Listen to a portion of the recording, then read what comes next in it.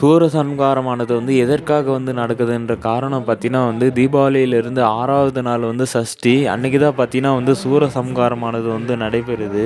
சூரபத்ம அப்படின்ற அரக்கன் பார்த்தீங்கன்னா சிவபெருமான் கிட்ட நீண்ட நாள் தவம் இருந்து சாகா வரம் பெற்றுக்கொள்றான். அதன் பிறகு தேவர்களையும் மக்களையும் அதிகமா துன்புறுத்திட்டு இருக்கான். சிவபெருமானிடம் தேவர்கள் முறையிட்டு சூரபத்மனை வதம் செய்யும்படி கேட்குறாங்க. சிவபெருமான் முருகப்பெருமானை சூரனை வதம் செய்ய அனுப்பி வைக்கிறாரு.